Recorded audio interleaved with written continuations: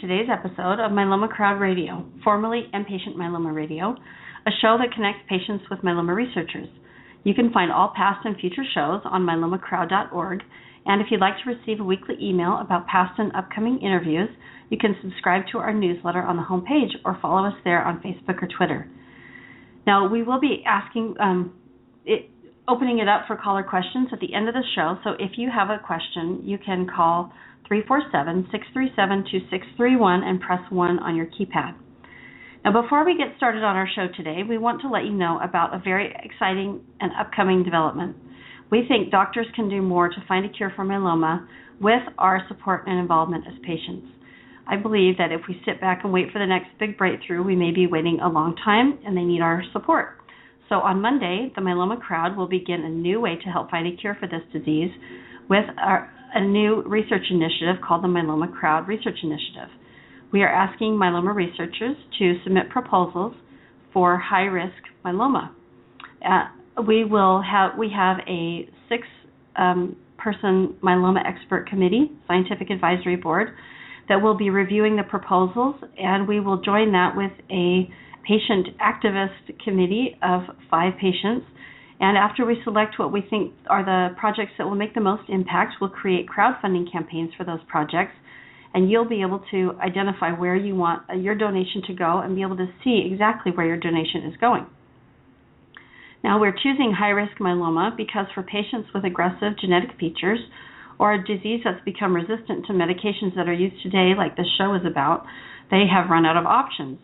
And if we can find solutions for the most aggressive type of myeloma, it will help even standard or low-risk myeloma patients. So the most exciting part of this project, I believe, is that patients will have a say in the proposals that are selected. And to my knowledge, that's the first time that's been done really on a large scale in any type of cancer. Now, on to today's show.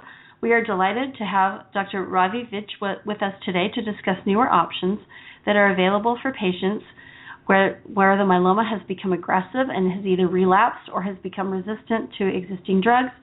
And when that happens, that is called refractory myeloma. So welcome very much, Dr. Vij. Thank you for the invitation. Let me give a little introduction for you before we get started.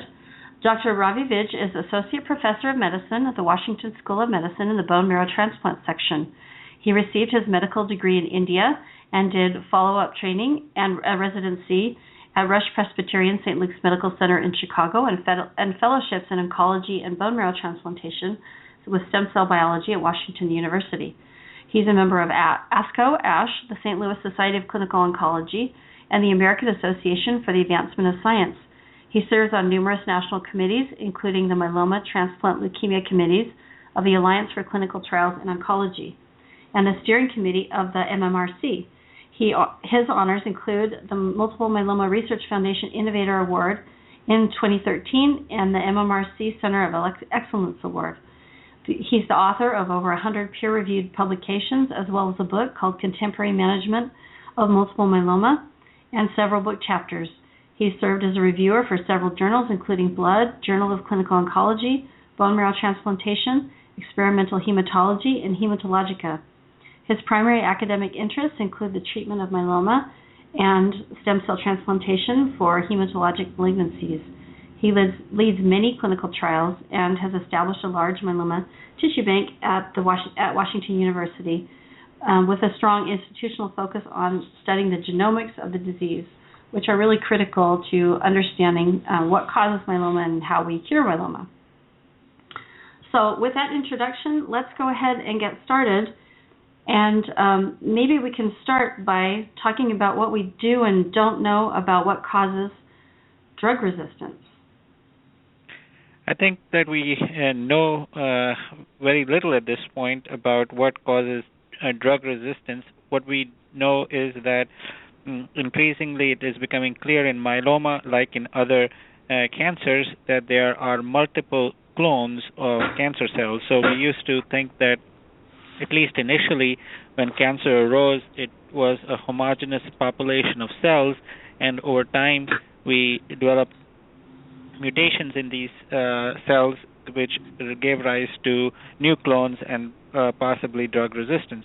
We now know that these subclones are often existent right at the time of diagnosis. There is one clone that is dominant and is causing problems, which comes under control, and then at time of progression, often that original clone that was causing the problems remains suppressed, but it is a different clone that is emerging, and so that brings up the issue of being able to, after treating that second clone, if patients progress a second or third time, being able to go back to drugs that they were sensitive to in the past. And that is something that right now is in the realm of research, but may one day become a clinically viable test. So the issue of drug resistance is something that we're learning a lot about, and resistance to drug once may not mean resistance to drug forever. However, if you are asking about what we know about true mechanisms of resistance to our known drugs, we have some clues that perhaps the group of drugs, immunomodulatory drugs, that is lenalidomide, pomalidomide, may work through this molecule called cerebalon, and expression of cerebalon may, low expression of cerebalon may account for resistance. Likewise, for bortezomib, there have been mutations described in the proteasome, which is the target for the drug. Also, there have been reports of certain mutations in key molecules in the cell that are the target for proteasomal degradation, that may also, once they're mutated, no longer allow the cell to be killed off by bortezomib or other proteasome inhibitors. There are certain proteins that cells use to pump out drugs, and there is some data that certain cancer cells may upregulate certain proteins that pump out the cancer drug and thereby make it ineffective. So those are all the subject of research. We, as I said at the outset, know, unfortunately, very little about this area. So you mentioned the IMiDs. Can you track your, is it cereblon that you said? Well, there levels? are tests that are... Mm-hmm. Yeah, so there are tests that are done right now in the realm of research, but there is a move to see if one can commercialize an assay to track the cereblon level. That is not yet a commercially available test, and it is something that may in the future become available. People are looking at not just one gene, but are also looking to see if one can come up with some kind of sort of a chip that can predict for resistance based on the mutational profile of a cancer. So there's a lot of effort going on in that area, but unfortunately at the moment we don't have any commercially available tests to look for resistance. And is cereblon like a protein, or what is that? Yes, it is a protein in the cell. Okay, just curious about that. Well, maybe we talk about that next. How do you predict whether somebody will become resistant or not? Is it based on what are you looking at, or what would they look at as they develop this standardized kind of test for this? Genetic features or something else? Well, I think it may be unique to each drug class. If we can one day come to predict how a person is likely to respond or not to respond to a drug, it may be a drug-specific assay, or it may be a very wide assay of the genomics of the cancer cell. As I said at the beginning, over the last few years, this issue of clonal tides has become very much at the forefront, and people are trying to see if they can ultimately, with the declining cost of next generation sequencing, use that technology one day to predict for what a patient is likely or to respond to or not. But I believe that such things are still several years away from commercialization. Now, a follow-up question to that. If you study the genetic profile and the biology of the different types of myeloma, can you give us a refresher about what's the difference between the next generation sequencing and the gene expression profile test? So the gene expression profile test is already commercially available test. More than one company offers it, and that is looking at the RNA expression levels of certain genes. So for those that are not totally up to date on the way the whole process works, we have DNA, which is encoded in our chromosomes. That ultimately gives rise to RNA, which ultimately gets translated into proteins, and is the proteins that usually do the good or bad job in a cell. So the gene expression profiles have so far looked at that intermediary, the RNA, the expression level of the RNA. And it has been validated in a number of data sets that these expression of certain genes, the pattern of gene expression, can correlate with prognosis. And there have been small papers looking at it as a predictor of responsiveness as well. However, increasingly people are wanting to look at the DNA itself, and that is where next generation sequencing comes in. It is a technology that allows us to look at the mutational profile of the originator DNA. Also, the same technology can be used to do what is called RNA sequencing, which is giving more information than just RNA expression levels. And there are others who believe that proteomics, which is technology which is very much in its infancy, even less developed than the next generation sequencing technology, may in the future hold the most promise, because ultimately it is the proteins that are regulating the cellular function. But ultimately it is going to probably be not just the one technology, but a multitude of technologies that will need to be synthesized to give a true picture. Added to this complexity is what we call epigenetics, which is that we know that there is a regulation of these genes by our DNA, which is through different processes in the cell, and that are regulated by methylation or acetylation, and that is a whole different area where people are also focused on to get a better idea of how cells function. And I don't know that much about epigenetics, so is that kind of just has something to do with the bone marrow environment, or it's just the nature and characteristics of the actual myeloma cells? So genetics is a broad field, and we use the term relatively loosely sometimes, but increasingly what we're talking about is to study the cellular function of the myeloma cell at the DNA level. This is where the information that we are born with resides, the DNA, and it is felt that in most cases myeloma arises from previously normal plasma cells because some genetic alteration occurs in the DNA that sets off the process.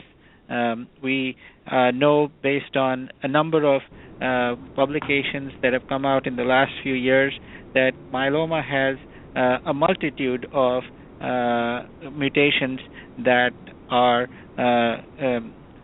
there in patients. However, in contrast to some cancers where we have been able to pinpoint what mutation causes a specific cancer, like chronic myelogenous leukemia being a case in point, there's one typical translocation that occurs in the cancer cell that is present in universally near 100% of patients. In myeloma, it has been a little more sobering in that, yes, we find mutations, but the most prevalent of these are probably in less than 10% of patients.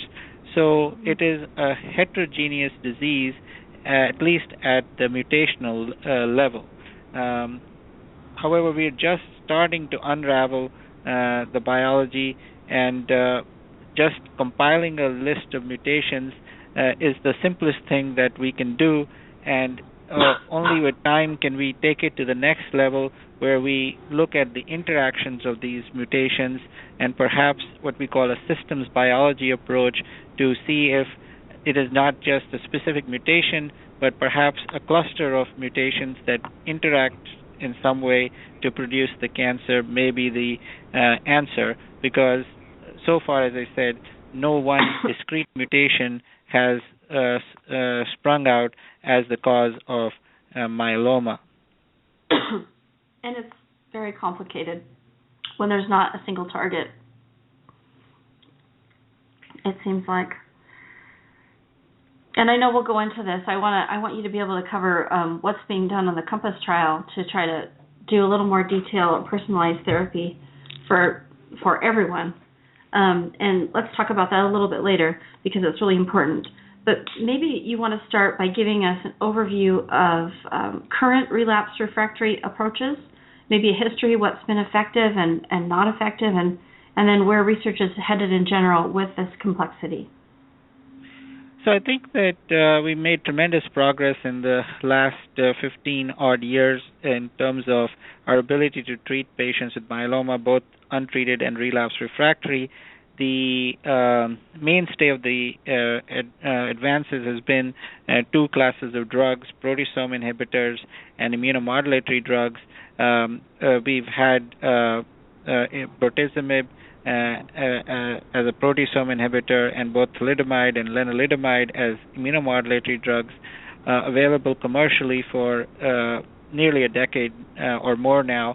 However, we've had new additions to these classes of drugs, including carfilzomib, a new proteasome inhibitor, and pomalidomide, a new immunomodulatory drug in the last 2 to 3 years, which are helping patients who are often refractory to these earlier approved compounds. So I think these drugs are still being explored to get their full potential.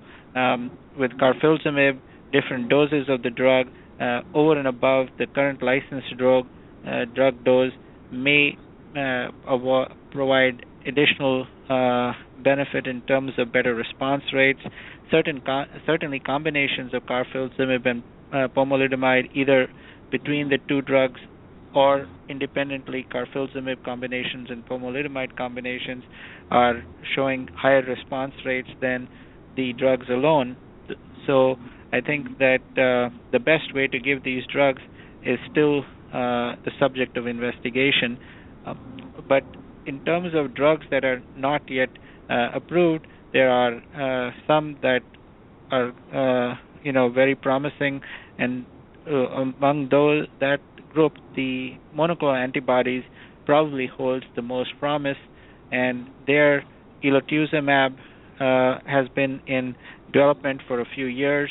This is a monoclonal antibody to what was formerly called CS1, now called SLAM7, and that is something that may finally be approved in the year to come, as the trial that has been done to get it approved in relapsed refractory disease has finished accrual a few years ago, and it is expected that the trial may read out sometime later this year. The other target for monoclonal antibodies is CD38, of which two different compounds are in development, daratumumab, and the other one does not yet have a name but goes by SAR 650984. Both these seem to be fairly comparable in their efficacy, the two CD38 antibodies. And what we are also realizing is that both these classes of monoclonal antibodies, elotuzumab and the CD38 antibodies, perhaps work best when combined with immunomodulatory drugs, and perhaps with the CD38 combination with proteasome inhibitors may also be valuable. But it appears that the class of immunomodulatory drugs gives a boost to the immune system that is what these drugs rely on for either a majority or a significant proportion of their potential activity.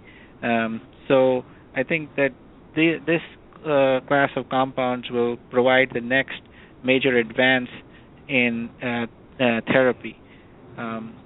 There are other drugs that are being looked at that will also, I think, help patients, and these include the oral proteasome inhibitors. Ixazomib is the one that is further along in development. In phase 3, it is an oral drug similar to Velcade. Oprozomib, a drug similar to carfilzomib, has also been in development for a while, but has had a little delay in its development due to GI toxicity.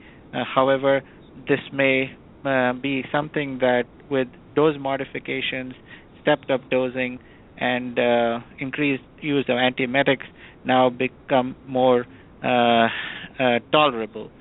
So oral proteasome inhibitors would, I think, offer the convenience of long-term administration of drugs, and in a disease where it appears increasingly that long-term therapy rather than start, stop, and start again may be the better paradigm. So I think there are certainly a host of other drugs that are also in development. One that one can mention is the Array 520 compound, which also is seeking approval in relapsed refractory disease. This is a KSP inhibitor, which is shown activity in patients who have failed multiple other therapies. Another drug that is looking somewhat promising is KPT-330. It is a drug from a company called Carrier Pharma that has shown activity when combined with dexamethasone in patients. It does have some issues around GI toxicity and tolerability, which need to be worked out, but it at least is showing promise. We presented some data on ibrutinib, which is a drug approved for chronic lymphocytic leukemia and some lymphomas, and when combined with dexamethasone especially, it seemed to have responses in refractory patients.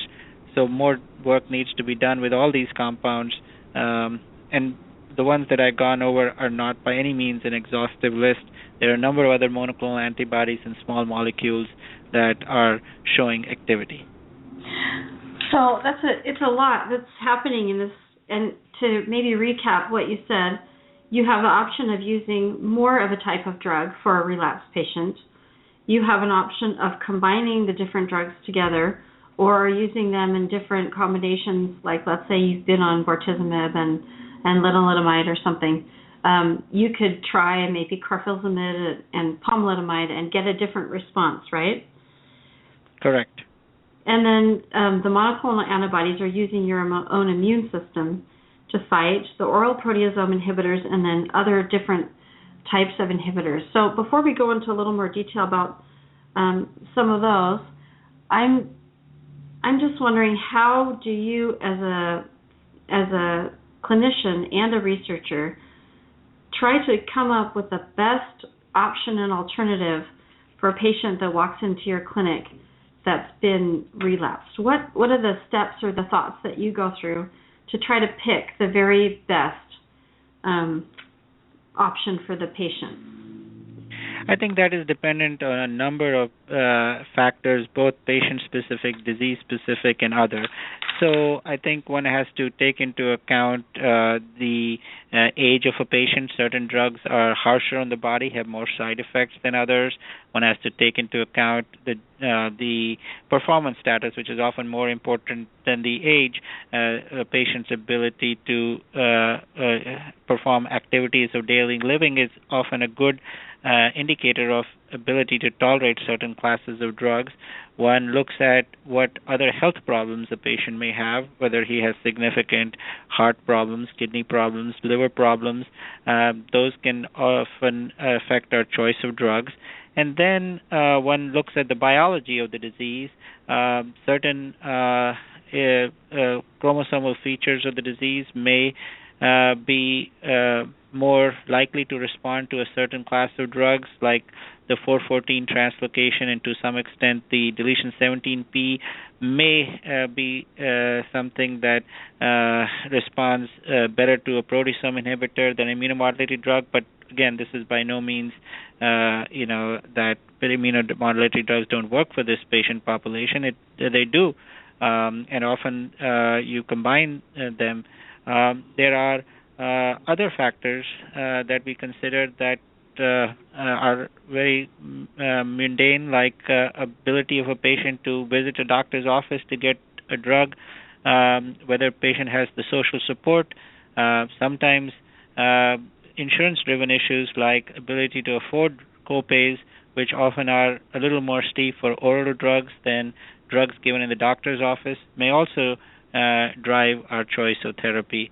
So I think myeloma is somewhat unique among diseases in the heterogeneity of approach that we have for treatment of relapsed and refractory disease. If you get 10 experts around a table, they will have a little bit of difference in how they approach a patient, and even within a doctor's practice, how he treats an individual patient has heterogeneity. And in myeloma, it is more marked than for some of our other cancers, where there's more of an algorithmic approach that you do this, then you do this, and then you do this. In myeloma, it's as much art as it is science. The good thing is that most patients are able to tolerate the currently approved drugs, and often it ends up being a question of how you sequence these over time rather than truly choosing between them. That's really important.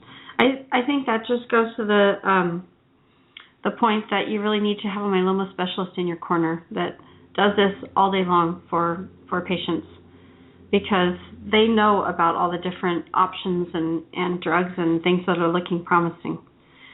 So it seems in clinical trials, relapsed refractory is the first group that gets new drugs, just because the drugs aren't working. The existing drugs aren't doing what they need to for the patients. So can you first talk about a little bit, let's go back a little, and you mentioned that sometimes when you give a drug, you can go back later, and it doesn't mean you might be refractory to it later. Can you explain how that works?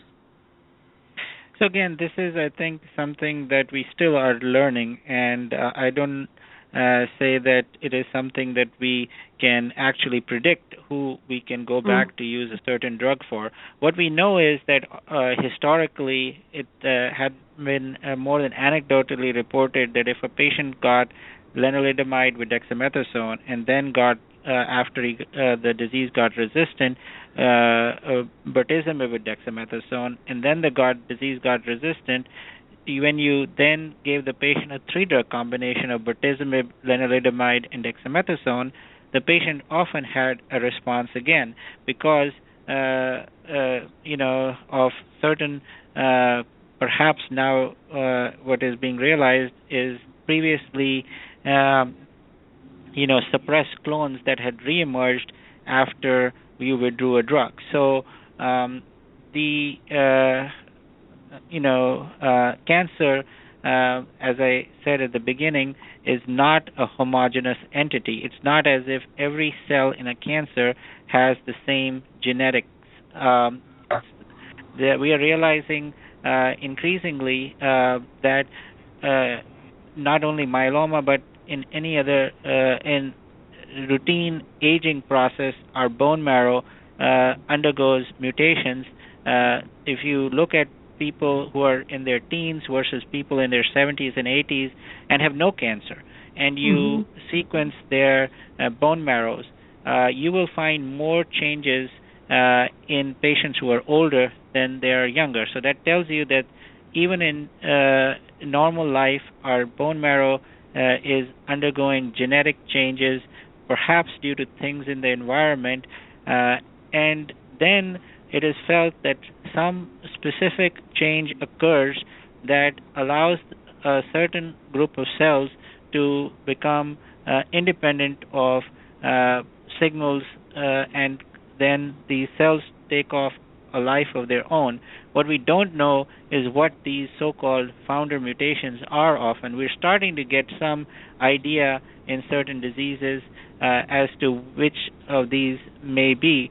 And then additional mutations occur, which are, what we call passenger mutations, which then propagate with the cancer, may not be as important in the biology of the cancer. So when we do, next generation sequencing of cancer cells, we pick up all these mutations. And the next step is to figure out which of these mutations is actually important in the survival of the cancer cell, and which of these is just background noise. And that is going to take years to, unfortunately, in a lot of cases, decipher, because then you have to go back to the laboratory and often develop cells in the laboratory or mice that lack certain genes or have certain genes overexpressed to see if a particular mutation really causes a cancer in the laboratory. And a lot of these mutations do not do anything in the laboratory, so they tell you that these are probably just background noise to which, if you were to target your efforts, they will probably not bear fruit. So we're just at the beginnings of this, process. We've validated a technology. The cost of the technology has come down tremendously. The first human genome took 10 years to sequence. It was a race between a federal government effort led by the NIH and Craig Venter, who had his own Celera Genomics. And after 10 years, both of these groups independently came up with the first human genome. They took $1 billion plus to get the first human genome. Now you can sequence an entire human genome in under a week, and the cost of sequencing the genome is down to $1,000. So the $1,000 genome that is often talked about is here. But the issue is, what often is lost in this is the fact that you have to add $9,000 to pay the people then that will then be able to make sense of this genome. So to put it in perspective, one human genome produces 4 terabytes of data, and that is what a lot of PCs can't hold. So what you ultimately end up doing is holding this data in big, supercomputers, and what you have to do is not then sequence one genome, but sequence hundreds of genomes from patients with a certain disorder to really make sense of what the data is going to look like. So you can imagine an Excel spreadsheet with 3 to 4 billion columns, because that's how many base pairs our genome has, and then several hundred rows of patients. So you don't even know which cell in that Excel spreadsheet to start focusing on. And there you are actually now reliant on mathematicians and computer scientists to develop algorithms to query such large databases. And the bottleneck is really not now in the ability to sequence. A sequencer costs now just a few $100,000, probably less than what an MRI machine or a CT scanner costs. And literally any institution can buy a sequencing machine now. But the real bottleneck is in the manpower that has the ability to make sense of this data, because this requires people with a background knowledge of both biology and computer science to be able to write programs to query databases. And that talent pool is very small, even in large institutions like ours, like Washington University was one of the 3 institutions that led the federal effort to sequence the human genome. It was a combined effort that was led here at Washington University, at the NIH, and at Sanger Institute in England, and that produced the first human genome. And even at our own institution, we don't have enough people to interpret data.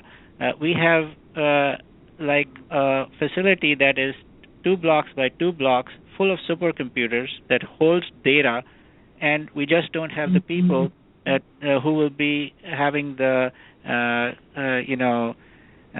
time to spare to be able to look through that data.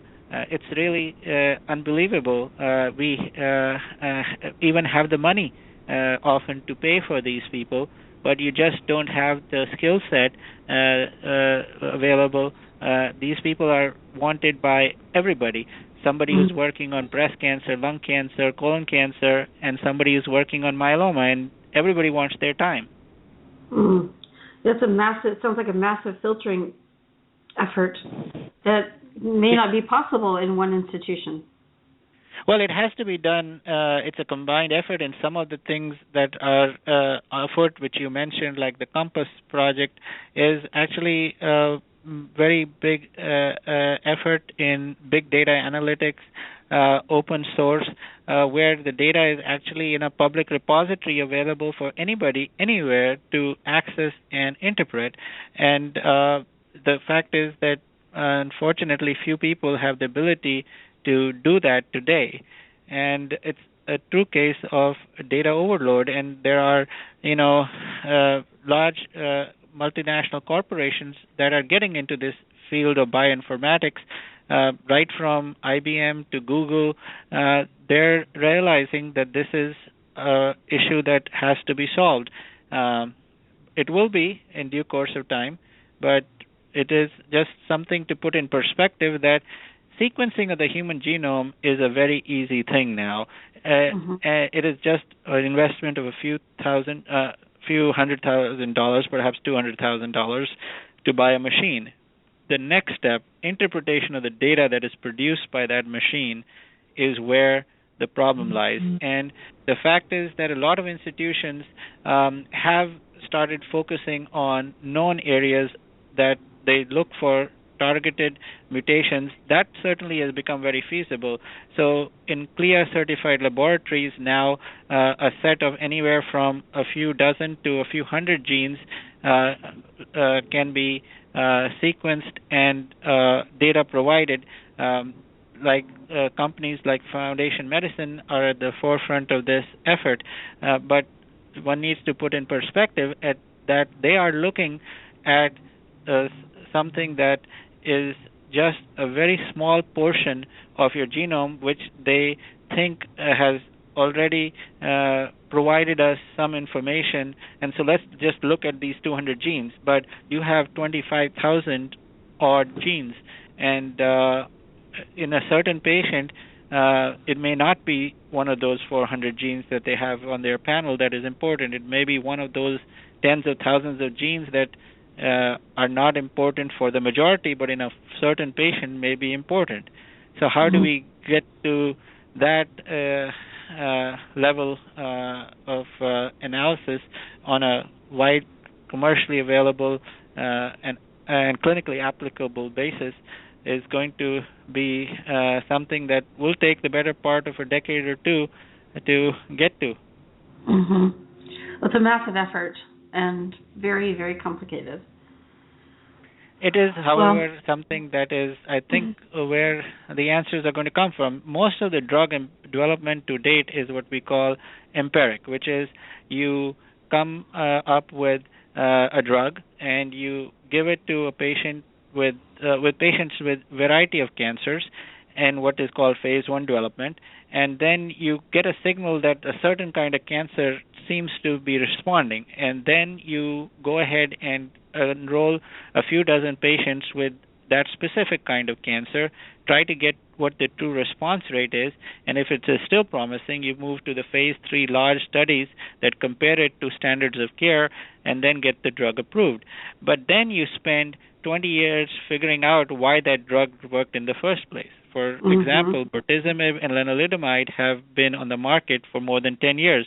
To this date, we do not know why they work. We have some postulates of why they work, but that's the old mechanism of drug development, empiricism. The new model is, identify a target, and then you go and develop a drug to the target. And increasingly what we are realizing is this targeted drug development is probably also a little bit, too naive a concept, because often we develop a drug to a target based on rational drug development. It works, and then you figure out that, it's working not because it works on the target we thought it was targeting originally, but perhaps on a different target or on more than one target. So it's fascinating, the field. So what is going to be in the future challenging is that as we break myeloma into smaller groups, as you were saying, there are patients who have different genetic abnormalities. How are we going to get the drugs that are going to work for particular patient groups? There's one thing called personalized medicine, which is, yes, you are looking at a patient's tumor and you are trying to get a drug specific to that patient. But I think what people don't realize often is another word that is used often interchangeably, precision medicine, is a little different than personalized medicine. Precision medicine is a one step further than personalized medicine. We haven't even conquered personalized medicine, and we're already talking about actually venturing into precision medicine, which is that you become agnostic to what your tumor is. You don't care if a patient has breast cancer, lung cancer, colon cancer, or myeloma for that matter. You are developing a drug to a particular mutation, and as long as the patient's tumor has that mutation, you will try the drug. Case in point, BRAF, which is now known to be one of the more commonly mutated genes in myeloma, albeit only 5 to 6% of patients carry that, is a gene that is mutated much more commonly in melanoma. And we have seen in melanoma, skin cancer, often actually confused with myeloma by some people, that these drugs did very well and got approved. There are more than one BRAF inhibitor approved. And now we've learned that in patients who have BRAF mutations in myeloma, that these drugs work as well. So the thing is that now there has to be a different paradigm of drug development where you are actually going to go to the FDA and say, I have a drug that I want approved not for myeloma. I want a drug approved for patients with BRAF mutation. And right now the FDA is not even set up to think along those lines. They're cognizant of it. They're starting to, say that is probably where we're going to be heading in the future. And just recently have certain trials started where people are enrolling patients irrespective of cancer type with certain mutations. And I think that what is going to happen is then that you're going to have smaller groups of patients within a disease, but perhaps if you have drugs to a mutation that is disease agnostic, you can still justify the economics of drug development.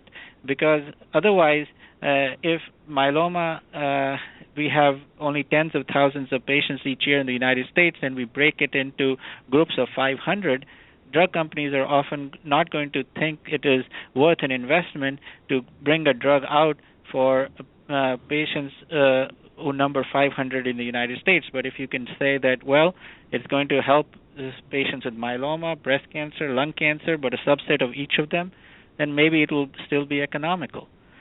And I think it's something. It is something that is going to happen. We're in the beginnings of that era, but it is going to be there soon.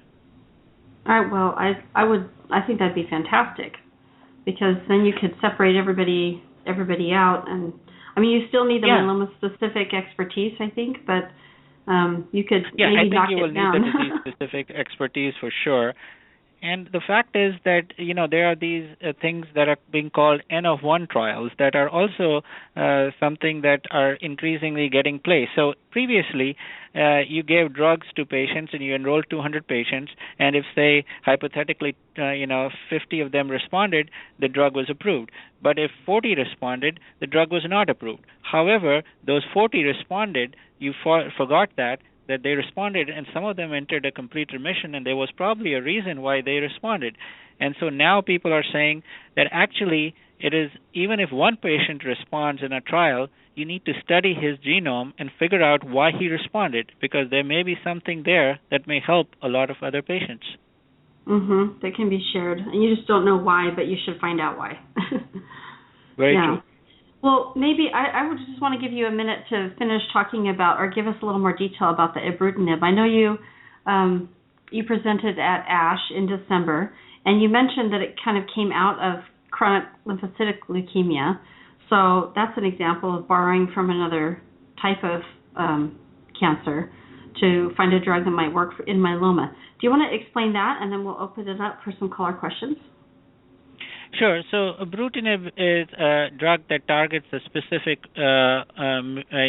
receptor called the BTK receptor, Bruton tyrosine kinase. We have known for a long time that in certain lymphomas and also in chronic lymphocytic leukemia that this target is overexpressed, and it was one of those very rational methods of drug development that was pursued and was found to be successful.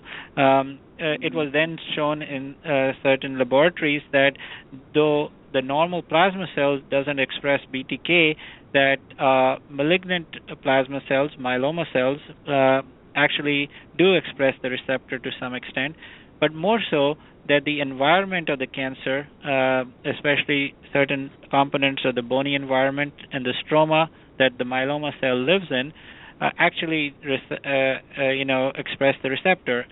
And previously, we had actually a couple of years ago presented a poster at one of the ASH meetings to show that it seemed to be modulating favorably certain cytokines, chemicals in the microenvironment that are responsible for myeloma cell growth. At that time, we did not have the clinical data. Now it appears that when combined with dexamethasone especially, that there are some patients that are responding to the drug. And these patients are heavily pretreated. Quite a few of them have actually had a fair amount of dexamethasone before, so people think that attributing the response to dexamethasone alone may not be the reason why they're responding. So we're trying to see, I think, in a larger subset if this signal holds true. There are other trials that are combining ibrutinib with other drugs like carfilzomib, and I think that one has to wait till a little more data is available to see, how the drug develops for myeloma, whether it has the potential to become another drug for patients with myeloma in the future. Okay, great. Well, thank you for covering that. I wanted you to be able to share that. Now, my final question, it's a quick one, is what is the impact of clinical trial participation by patients for you in your research? I think that it is tremendous. I think that we always encourage patients to enroll on clinical trials. Clinical trial enrollment, unfortunately, nationally is only in less than 5% of patients who are treated are on a clinical trial. And we know that we cannot develop new drugs till patients are on clinical trials, and patients are today able to avail of drugs that are proven because in the past one day someone had agreed to go on a clinical trial. And clinical trials are vetted by not only scientists, by ethicists, by patient advocates before you can actually enroll patients on clinical trials. So they are few trials where patients are getting a sugar pill, a placebo, when most of these trials are looking at adding drugs to existing active options. So I think some hesitancy on some patients' part on enrolling on clinical trials because they think they're going to get ineffective therapy is usually not warranted, because the trial designs have been, pretty much adjudicated by a lot of people, both scientific and other people from non-scientific fields, to make sure that they are sound and ethical. Okay, great. Thank you so much. Well, we'll open it up for caller questions. So our first caller is and again, if you want to ask a question of Dr. Vij, please call 347-637-2631 and press 1 on your keypad. So our first call at 204-6956. Go ahead with your question. Hi, thank you for taking my question. Great show. Out of all the new drugs you've described, what do you believe is the most promising? Is it the monoclonal antibodies that you've talked about, or is there something else? I think, again, certainly the buzz is around the monoclonal antibodies, but it doesn't mean that the other drugs are not good, and it also may be that certain drugs work better for certain patients than others. We don't perhaps even know how to identify those patients today, but a short answer would be, I think that the monoclonal antibodies among the drugs that are further along in development appear to be the most promising, that will probably provide the next improvement in the survival of patients with myeloma. And how long would you think that it might take to get some of those drugs to the general public or to the general myeloma patient? Well, elotuzumab may be among the first to be approved, and it is possible, if the trial reads out this year as anticipated, we can't guarantee it, that it could be there on the market by the end of the year or early next year. I think the CD38 antibodies, at large extent, depends on how the FDA looks at data. There are certain trials that are single-arm phase 2 studies that are trying to prove to the FDA that daratumumab and for that matter even SAR potentially has activity in an unmet medical need population, and if you can show that, then the drug comes to market sooner, as early as perhaps again late next year. But if the FDA feels that you need to do a large randomized phase 3 study, then it could be 2 or 3 years or longer before that class of antibodies comes to market. Okay. I have one more question. Are there any cross-cancer clinical trials that include myeloma, like the BRAF mutation that you mentioned? Yeah, there are a few of them. The BRAF mutation trial is being run through Novartis Pharmaceuticals that takes patients irrespective of cancer type. There are, other trials that are also starting. For that, however, you need to often first be able to know whether one's tumor type expresses that mutation, and that is usually not done commercially. It has to be done specifically for purposes of trying to get on the particular trial. There are some barriers often with insurance, unfortunately, in getting these tests paid for on a commercial basis, but if it is for a trial, often the costs are covered. Okay. Thank you very much. Okay, great. Thank you so much for your question. Okay, our next caller is 371-3695.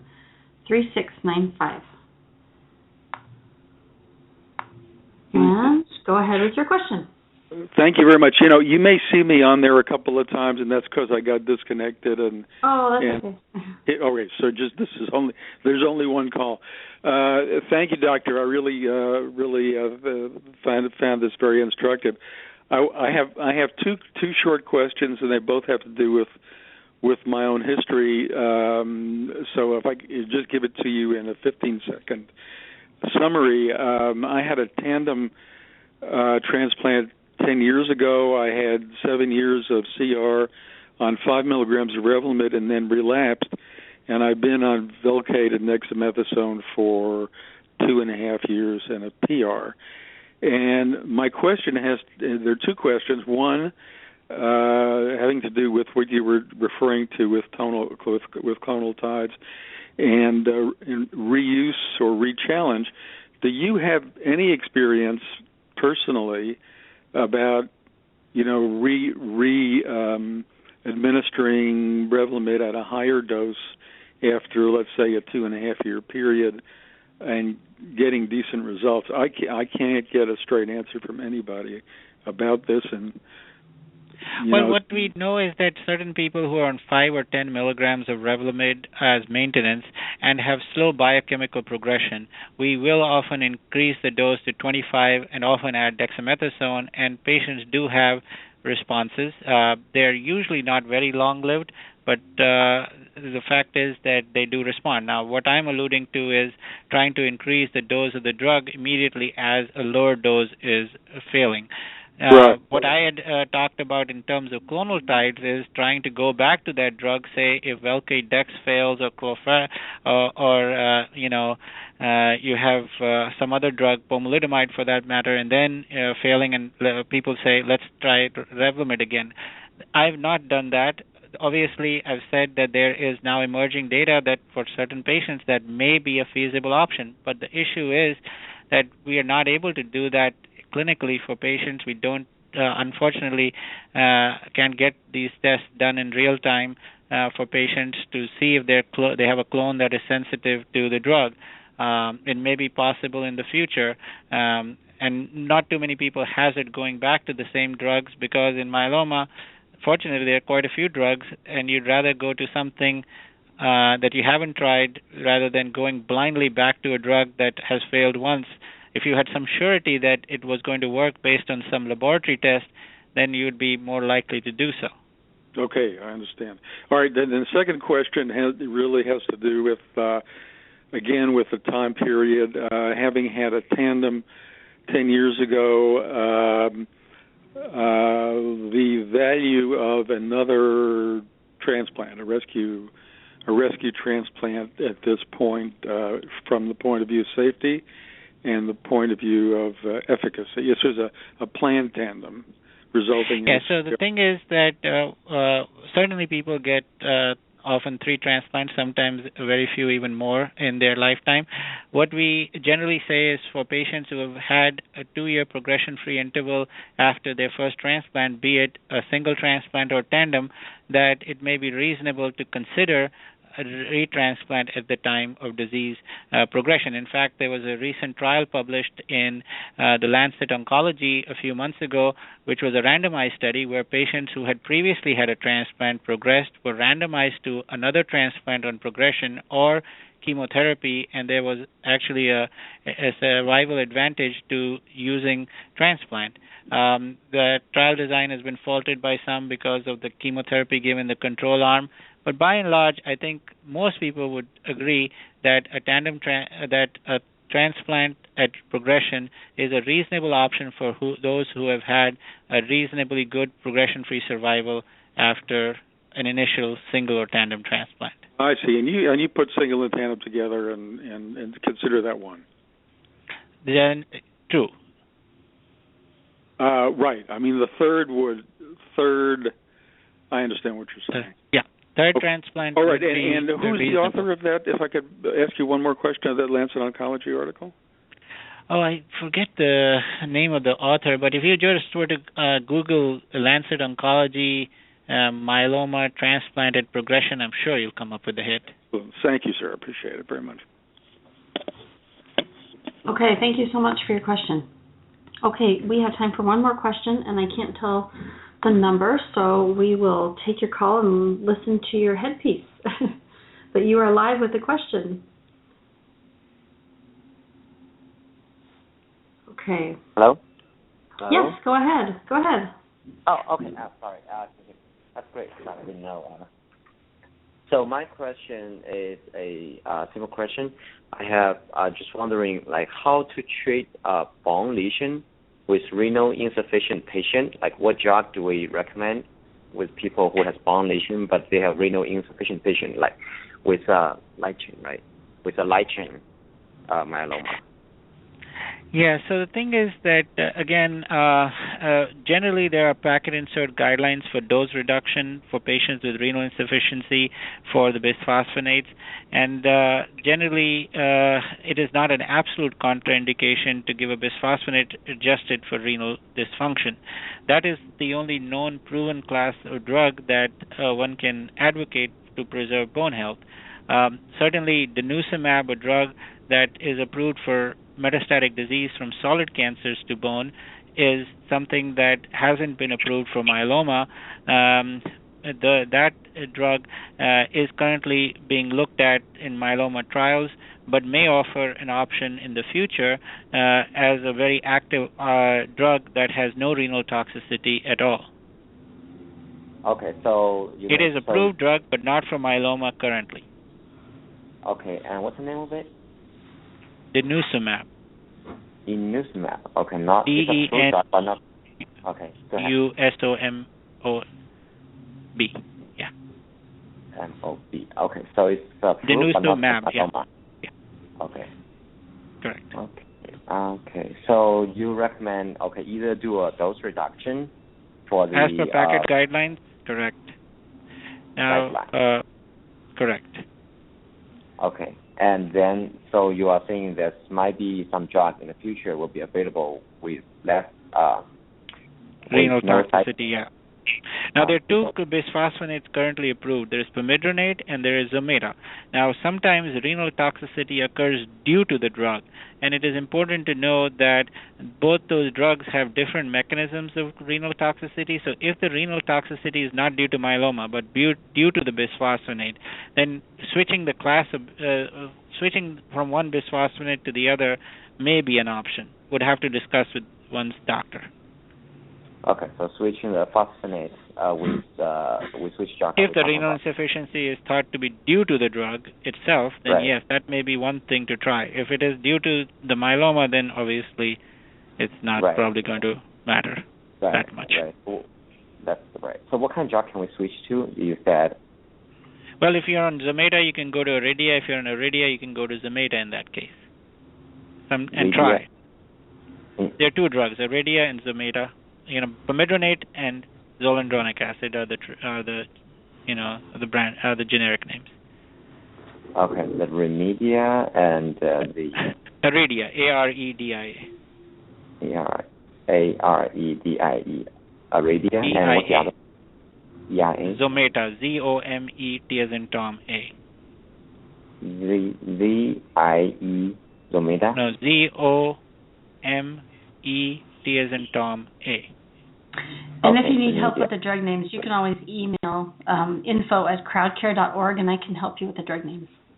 Okay, that'd be great. Yeah. So I just still learning, but thank you so much. I appreciate your help. Okay, thank you so much for your question. Okay, Dr. Vij, thank you so much for joining us today. We are just so grateful for your hard work and your brilliant efforts for myeloma patients, and are just so thankful for all you do for us. And we're thankful for the patients who go on clinical trials, and we just trying to help patients. Well, you're doing a great job, so thank you so much, especially for patients that have relapsed coming up with new approaches. All right, well, thank you for listening to, just a second. We are thankful that you listened to another episode of Innovation in Myeloma. Join us next week for our next Myeloma Crowd radio interview as we learn more about how we as patients can help drive to a cure for myeloma by joining clinical trials. Thank you.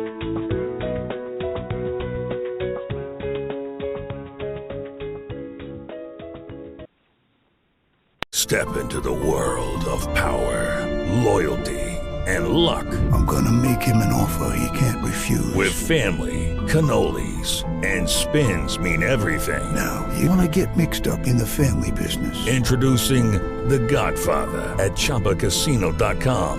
Test your luck in the shadowy world of The Godfather slot. Someday, I will call upon you to do a service for me. Play The Godfather now at ChumbaCasino.com. Welcome to the family. VGW Group. No purchase necessary. Void where prohibited by law. See terms and conditions. 18+.